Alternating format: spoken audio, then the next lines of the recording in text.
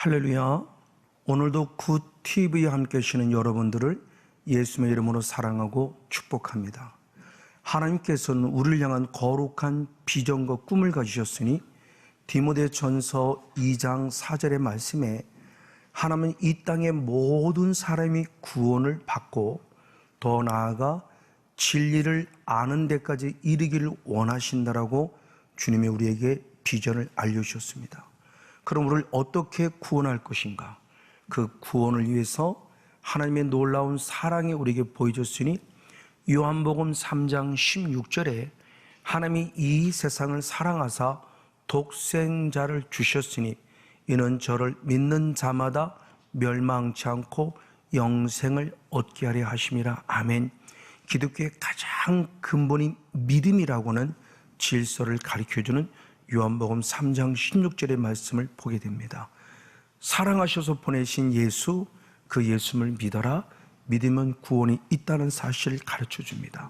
그러면 그 구원을 얻는다고 하는데 구원이 과연 무슨 구원이냐 그랬을 때 베드로 사도가 말하기를 베드로전서 1장 9절의 말씀에 믿음의 결국, 믿음의 마침은 무엇이냐?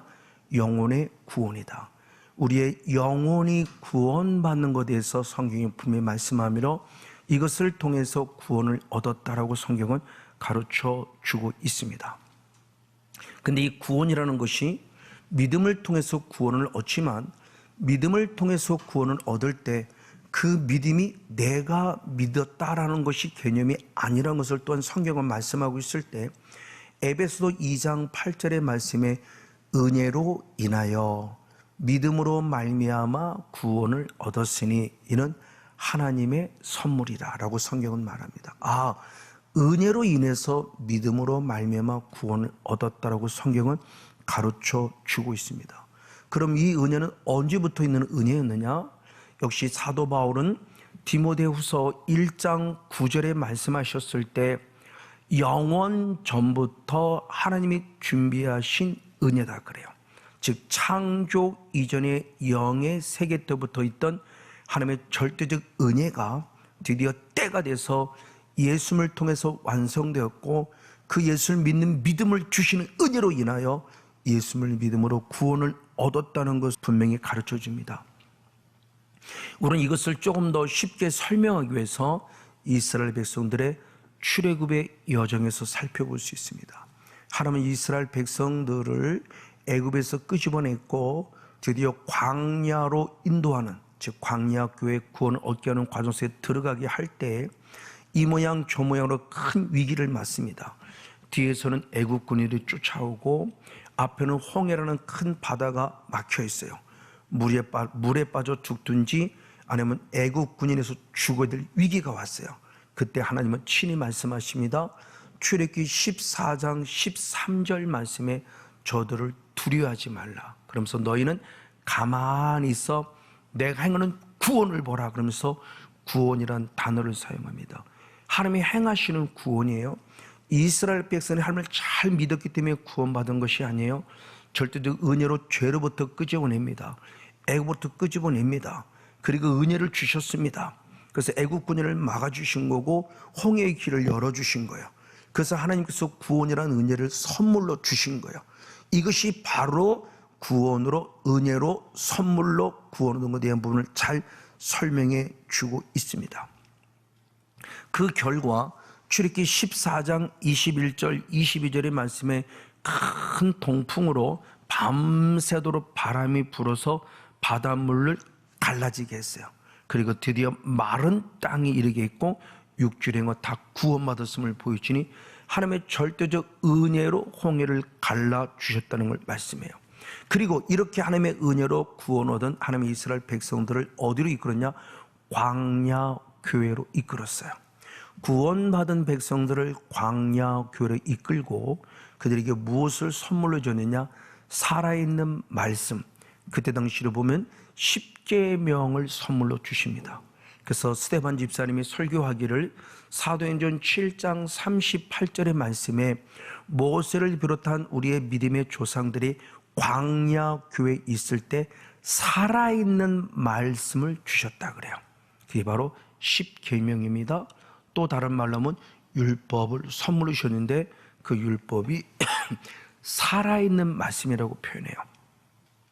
그걸 사도 베드로 똑같이 표현했으니 베드로전서 1장 23절의 말씀에 우리가 거듭난 것은 썩어질 씨로 말미암아 된 것이 아니라 썩지 아니할 씨, 그러면서 중요한 것이에요. 하나님이 살아있고 항상 있는 말씀. 베드로가 말한 이때의 성경은 신약 성경이 아닙니다. 그때 사용한 성경은 구약 성경이에요. 살아있는 말씀, 십계명을 중시하는 율법을 통해서 거듭났다라고 표현함을 통해서 우리에게 진정한 구원이 어디에 있느냐? 하나님의 말씀으로 말미암은 구원이 있음을 가르쳐 줍니다. 그리고 왜 말씀을 통해서 구원을 얻어야만 할까요? 주님 말씀하기로 로마서 10장 17절의 말씀에 믿음은 들음에서 나고 그 들음은 그리스도의 말씀으로 말미암았어요. 우리는 말씀을 자꾸 들어야 돼요. 그래서 하나님이 주신 십계명이라는 선물, 그 선물을 계속 읽고 계속 들을 때 믿음이 자라가요. 그래서 하나님께서 우리들이 말 때 일꾼 중에 가장 좋은 일꾼은 누구냐? 디모데전서 4장 6절 말씀에 가장 좋은 일꾼, 가장 선한 일꾼은 하나님의 말씀으로 양육받는 자다 그러면서 우리가 광야교회, 저희 교회로 말하면 사랑의 광야교회에 들어와서 목회자를 통해서 설교는 물론이고 초급, 중급, 고급반에 계속 말씀을 가르침 받을 때 그 사람이 그리스도의 좋은 일꾼으로서 믿음이 자라가고 있음에 대한 부분을 말씀합니다. 그럼 이렇게 보고 듣고 배워서 믿음이 자라가면 그것으로 끝나냐? 아니다. 믿음이 자라가면 그 다음 단계가 있어요. 그 다음 단계는 이제 요단강을 건너야 돼요. 요단강을 어떻게 건너냐? 순종으로 걷습니다. 홍해는 하나님의 은혜로 갈라졌고 요단강은 순종할 때, 즉 하나님의 언약궤를 메고 그 발로 물을 밟을 때 하나님께서 그 물을 멈추게 하시고 건너게 하신다고 그랬어요. 근데 언제 멈출 줄 몰라요. 멈출 때까지 들어가는 겁니다. 그 순종은 목숨을 건 순종이에요. 근데 하나님의 놀라운 은혜가 임했으니 여호수아서 3장 15절의 말씀에 보면 물이 항상 언덕에 넘칠 만큼 물이 창일했었는데 궤를 맨 제사장의 발이 물가에 잠기자 멈추었다는 놀라운 축복을 줘요. 언제 멈출 줄 몰라요. 죽음을 가고 들어갔는데 하나님이 그 믿음을 보신 거예요. 순종의 믿음. 그리고 물가를 밟자마자 멈추게 하신 순종을 통해서 주님이 이를 행하셨음을 말합니다. 그래서 이어서 여호수아 3장 16절의 말씀에 보면 흘러내리던 물이 멈추었다. 그리고 흘러가는 물은 완전히 끊어졌다. 그래서 멈춘 것은 큰 벽이 됐고 흘러가는 물은 다 흘러감으로 육지를 만들어서 이스라엘 백성이 능히 건너게 하셨고 순종을 통해서 드디어 건넜을 때 한 사람도 빠짐없이 다 구원받은 자가 구원에 이르는 가나안 땅에 이르렀음을 성경은 말합니다. 맞습니다. 그래서 예수님도 똑같은 말씀 하신 거예요. 조금 전에 말씀드린 요한복음 3장 16절로 주면 끝나지 않습니다. 이어서 요한복음 3장 36절에 말씀하니 아들을 믿는 자는 영생이 있고 순종치 아니하는 자는 영생을 보지 못하고 도리어 하나님의 진노가 그 위에 머무르느라 말씀하며 믿음으로 구원을 얻은 자는 말씀을 보고 듣고 배워서 순종하고 요단강을 건너서 가나안 땅에 이르러야 하는 거구나 라는 영적 원리를 주님이 알려주고 있다는 겁니다. 이에 히브리서 기자는 누가 안식 즉 가나안 땅에 들어가지 못했냐면서 주님이 답을 알려주셨어요. 그래서 히브리서 3장 18절 말씀에 누가 안식에 들어가지 못하느냐 순종치 아니하던 자가 아니냐. 순종치 아니했더니 가나안 땅에 못 들어갔어요. 자, 광야교회는 들어왔는데 우리의 목적지는 가나안 땅인데 가나안 땅에 들어가지 못했대요. 왜? 순종치 아니에요. 그럼 왜 순종하지 못했을까? 역시 히브리서 그런 답을 다룰 때 히브리서 3장 19절의 말씀에 믿지 아니함으로 들어가지 못했다. 결국 순종은 믿음의 열매예요. 순종했는데 그냥 순종해서 복 받는다, 복 받는다가 아니라 그 순종 자체가 믿음이 원하는 순종이에요. 믿음에 의한 순종이에요. 그러니까 믿음이 없는 순종으로서는 절대 순종이 될 수 없어요. 믿음 안에 너 순종이 될 때 그래 네가 적과 꿀은 가나안 땅에 들어가리라. 그러니까 순종이 그냥 행위적인 순종을 말하면 믿음에 의한 순종을 가르쳐주면서 믿음이 결국 순종이라는 열매를 맺어서 구원을 얻은 자는 구원에 이뤄야 한다는 것을 가르쳐 줬다는 사실을 분명히 살펴볼 수 있습니다. 그럼 이때부터 뭐냐? 이제는 지켜야 돼요. 가나안 땅에 들어갔습니다. 그럼 가나안 땅에 들어가면 다 된 게 지켜야 돼요. 뭐를요? 믿음을. 근데 믿음을 지켜야 한다는 이 말은 달리 말하면 누군가가 빼앗는 자가 있기에 지키라고 하는 거라는 거죠. 성경이 말씀하기를 그래서 요한복음 10장 10절의 말씀에 도적이라고 표현하면서 사탄을 말하고 강도를 말합니다. 거짓 선자를 말합니다. 도적은 도적질하고 죽이고 멸망시킨다. 그 멸망시킨다가 지옥에 보내는 멸망 아폴리미를 말합니다. 이게 사탄이 우리의 것을 빼앗는구나.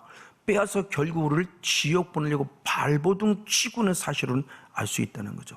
그런 대표적인 예로 누가복음 8장 12절의 말씀을 들었어요. 말씀을 들은 자는 믿음이 있는 거죠. 연약할지언정. 근데 누가 등장하냐? 마귀가 등장해요. 왜 등장하냐? 들은 말씀을 빼앗으려고. 왜 빼앗냐? 구원 얻지 못하게 하려고요. 사탄은 죄를 짓게 해서 단순히 병들게 하는 목적이 아니라 구원 얻지 못하게 하려고 죄를 범하게 하고 있다. 그래서 말씀을 빼앗고 구원을 빼앗고 있다는 사실을 분명히 성경이 가르쳐주고 있습니다. 그럼 빼앗게 되면 어떻게 되느냐? 싸워야 돼요. 그래서 사도 바울은 디모데후서 4장 7절 말씀에 믿음의 선한 싸움을 싸우는데 언제까지 싸웠냐? 나의 달력이 맞지마 맞출 때까지 싸웠는데 왜 싸웠냐? 믿음을 지키기 위해 싸웠다고 성경은 말합니다. 이게 대단히 중요한 영적 의미를 가르쳐주고 있습니다. 그래서 주님은 가나안 땅에 들어간 자들에게 명령하셨을 때 신명기 20장 17절 마지막의 말씀에 보면은 하나님의 명령대로 가나안의 7소속을 쫓아내라, 진멸하라고 명령하셨어요. 자, 근데 이 명령을 잘 이해해야 됩니다. 분명히 하라고 명령해서 우리의 능동태를 원해요. 근데 결국은 내가 싸우는 것이 또한 아니라고 성경은 가르쳐줘요. 대표적인 모습이 신명기 3장 22절의 말씀을 통해서 보면은 그들을 두려워하지 말라 그러면서 뭐라고 말씀하느냐? 여호와 그가 너희를 위하여 싸우시리라. 자, 쫓아내라고 명령하신 주님은 하나님은 싸워준다고 말해요. 그게 구원 때도 똑같아요. 그래서 출애굽기 14장 14절 말씀에서도 여호와께서 너희를 위하여 싸우시니 너희는 가만히 있으라고 표현하며 우리가 싸우는 것이 아니라 나는 싸움에 순종할 뿐이에요. 싸우겠습니다. 순종했더니 주님이 싸워 이기게 하시는 놀라운 영적 원리를 가르쳐 줍니다. 이것이 결국 뭐냐? 믿음을 지키는 영성이고 영생을 취하는 영성이에요. 그래서 사도 바울은 디모데에게 말할 때 디모데전서 6장 12절의 말씀에 믿음의 선한 싸움을 싸워라 그리고 영생을 취하라 그랬어요. 그 취하라는 것은 결국 현대인 성경 붙들라 이런 의미를 가지고 있어요. 그러니까 굳게 잡아야 되는구나. 이미 주어진 거예요. 이제서야 구원 얻은 게 아니라 구원 얻은 자가 영적 싸움을 싸워서 뺏기지 않고 잡는 겁니다. 꼭 붙잡고 이를 위해서 부르심을 입었고 그동안 사역을 세웠다 말하며 디모데를 축복하는 모습을 보여주고 우리에게 맡겨진 사명이에요. 이렇게 해서 믿음으로 구원을 얻어서 믿음으로 구원에 이르는 영성을 가진 영적 싸움을 싸운다는 거 이제 우리가 맺을 열매가 있어요. 그 첫 번째 열매가 마태복음 3장 8절 말씀에 회개에 합당한 열매를 맺어야 돼요. 우리는 끊임없이 회개하지만 회개를 하고 또 죄를 범해서는 안 돼요. 회개를 했으니 회개에 합당한 대등한 열매를 맺어야 한다. 미워했으면 미움으로 잘못했을 때 용서받으면 끝남이 아니에요. 미움이 사랑으로 바뀌며 사랑의 열매를 맺어야 돼요. 근심, 걱정, 염려, 불안이 이제 바뀌어서 실학의 영으로 열매를 맺어야 돼요. 그리고 세 번째로 우리는 갈라디아 5장 22절의 말씀에 보니까 화평하다라고 해요. 사랑과 실학과 화평이라는 세 번째 열매를 주십니다. 이 열매가 있어야 되는구나 할 때 이 화평이라는 열매가 에이레네라는 헬라어 원어인데 이 에이레네라는 원론이 결국 뭐냐? 이게 바로 하나님의 본질인데 고린도전서 14장 33절의 말씀 하나님은 화평의 하나님이시라 그럽니다. 그 화평을 다른 말로 말하면 평화여 평강이에요.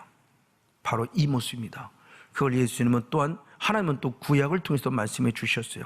그래서 이사야 9장 6절 말씀에 한 아기가 있고 그 아기가 아들을 올진데 그 아들은 누구냐고 했을 때 전능하신 하나님이라 영존하신 아버지라 그러면서 평강의 왕이시라 그럽니다. 그 평강의 왕 때 그 평강의 화평과 똑같은 겁니다. 우리가 잘 아는 샬롬이라는 원어예요. 이스라엘 백성은 샬롬이라는 인사를 합니다. 우리도 잘합니다. 우리나라는 안녕하세요 라는, 또는 식사하셨습니까? 이게 우리 인사. 왜? 너무너무 전쟁들을 통해서 일제시대에 더 못 먹고 자라서, 그래서 식사하셨습니까? 인사예요.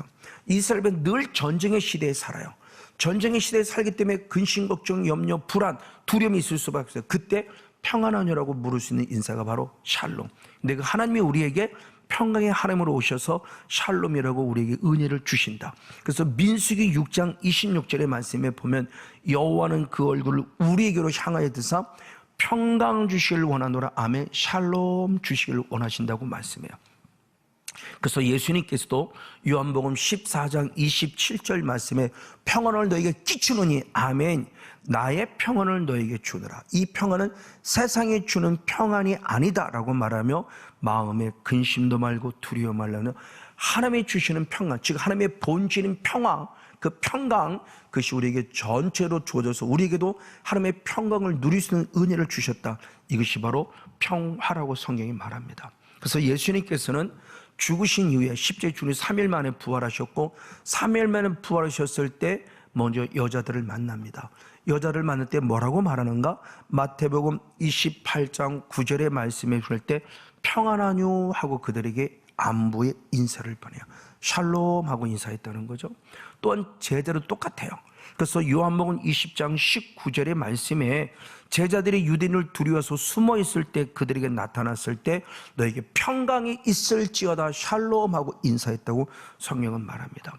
바로 이와 같은 모습을 통해서 평화라는 게 참 중요하구나. 그러면 평강의 반대말 근심, 걱정, 염려, 두려움이죠. 그럼 근심, 걱정, 염려, 두려움은 어디서 올까요? 당연히 죄 때문에 와요. 대표적으로 창세기 3장 10절 말씀에 아담을 부를 때 하나님의 소리를 듣고 놀라워요, 두려워하여 숨었다 그래요. 죄로 말미암아 두려운 거예요. 그럼 죄직은 누구예요? 사탄이 결국을 두렵게 했다는 거죠. 그 사탄이 아담과를 꼬셨고 속아서 결국 죄를 범했고 불순종했고 그 불순의 결과가 두려웠어요. 그래서 주님의 음성에 잘못했습니다, 내가 여기 있습니다가 아니라 숨었다고 스스로 표현합니다. 이 모습을 통해서 우리가 가르친 영적 원리, 두렵게 하는 영, 이건 결국 사단의 장난이구나, 빨리 알아야 돼요. 그래서 주님은 절대 우리 두려워하지 말라고. 어떻게 하느냐? 바로 우리가 잘 아는 대로 이사야, 지금 주님께 말씀할 때 이사야가 여호수아서 1장 9절에 말씀할 때 마음을 강하게 하라, 담대히 하라 그랬어요. 그러면서 그냥 두려워 말며 놀라지 말라, 내가 너와 함께 함이니라. 아주 놀라운 말씀을 주죠. 두려워하지 마, 놀라지 말라, 내가 너와 함께하니 강하라, 담대하라. 아주 중요한 말씀. 강하고 담대하라. 이것이 결국 평강의 영이 임할 때 나타나는 은혜임에 대한 부분을 성경은 말씀해 줘요. 자, 그러면 방금 얘기한 대로 결국 우리가 평강을 누리지 못하는 죄 때문이라고 그랬어요. 그럼 이 죄의 모습을 이게 결국 무엇이냐? 다시 우리가 두려움 속에서 문제를 하려면 죄 문제가 해결되면 되죠. 그래서 예수님이 친히 말씀하기를 요한일서 2장 2절의 말씀에 우리 죄를 위한 화목제물로 오셨다 그래요. 죄 문제를 해결해 주는, 하나님과 우리 사이에 화목케 하는, 평강케 하는 회복의 은혜를 주시는 것이 죄 문제를 해결하는 것. 이게 바로 사단과 결국 싸워 이기는 거죠. 그럼 어떻게? 예수의 피로 말며 화목제물이 되어준 것도 또 성경 기록합니다. 그래서 로마서 3장 25절의 말씀에 하나님이 그 피로 인하여 예수님을 화목제물로 세우셨다 그럽니다.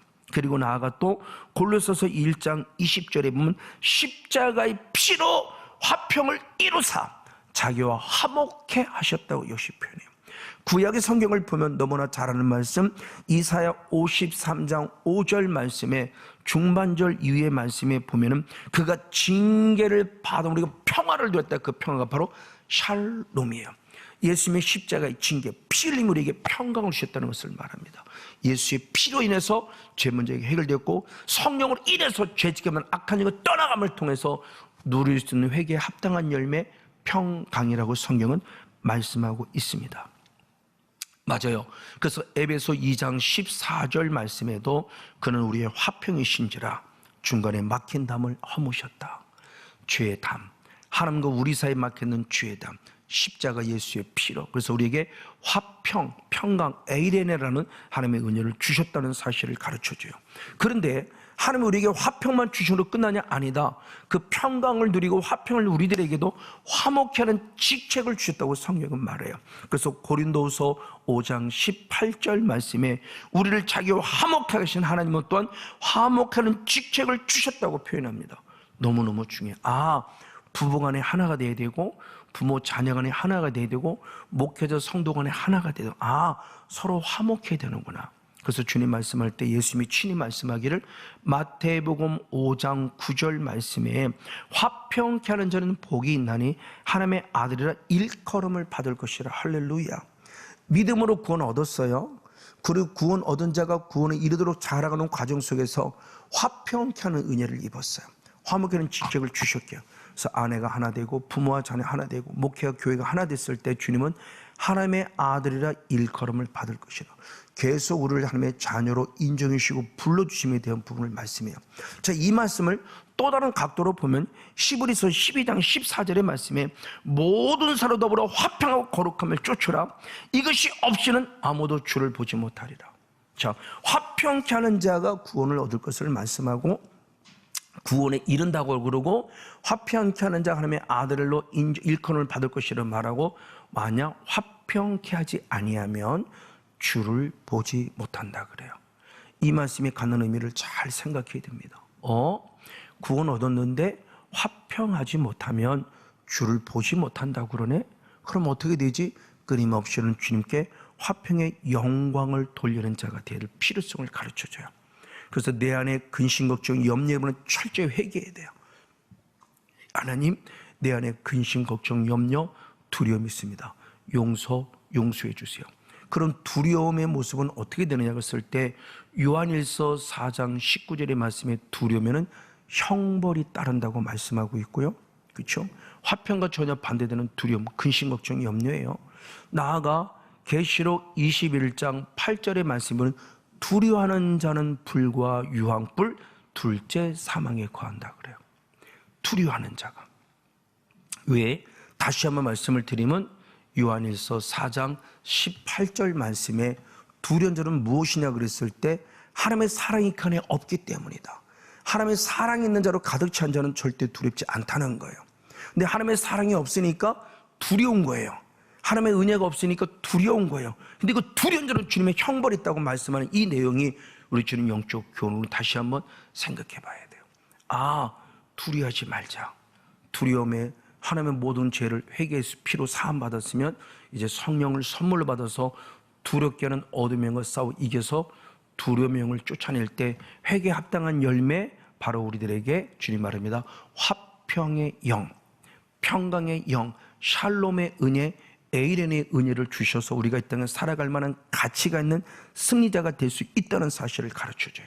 자, 이 말씀에 대해서 예수님도 그러므로 신방 갔을 때 누가복음 10장 5절에 어느 성도의 가정을 찾는지 평안을 빌라라고 말씀했고, 빌어주면 어떤 축복이 있느냐? 누가복음 10장 역시 6절 말씀에 이어서 보면 평안을 받을 사람이 거기 있으면 그 평안이 그에게 같지만 만약 그 평안을 받을 자가 받지 아니하면 그 평안은 내게로 온다고 표현해요. 이게 너무 중요한 모습이에요. 그래서 초대교회에서도 마찬가지입니다. 자, 초대교회가 사도행전 8장 3절의 말씀에 보니 사울이 교회를 잔멸할 때 두려워했어요. 근데 사도행전 9장 31절의 말씀에 그 사울이 변해 바울된 이후 온 유대와 갈릴리와 사마리아가 평안에 섰고 주를 경외함과 성령의 위로로 말미암아 하나님의 날마다 구원받은 자가 더해갔다는 놀라운 축복입니다. 평강의 영이 임함으로 교회가 부흥됐다. 가정이 풍요롭다는 것을 말씀하고 있는 거죠. 그럼 이렇게 하나님의 평강이 있을 때가 어떻게 되느냐? 빌립보서 4장 7절 말씀에 하나님의 평강이 우리의 마음과 생각을 지킨다. 하나님의 평강의 영이 내게 임하면 내 마음과 생각도 평안에 있을 수밖에 없다는 것을 말하고 있는 거죠. 그 예로 로마서 8장 6절에 육의 생각은 사망이지만 성령의 생각은 평강이라. 할렐루야. 생명과 평강. 그것이 나를 통치는 늘 기쁘고 감사하고 즐거울 수밖에 없다는, 이게 뭐냐? 하나님의 나라가 이루어진 자의 열매예요. 그래서 로마서 14장 17절 말씀에 하나님의 나라는 먹는 것도 아니요 마시는 것도 아니요 성령 안에서 의와 평강과 실학이라. 할렐루야. 맞습니다. 그래서 저와 여러분 반드시 예수의 피로 죄 사함 받고 성령 충만 받아서 하나님의 나라의 열매 의합평화의 시락을 누리고 내가 산 만큼 가정을 살리고 교회를 사는 신실한 일꾼이 되어지기를 예수님의 이름으로 간절히 축복하고 축원을 드립니다.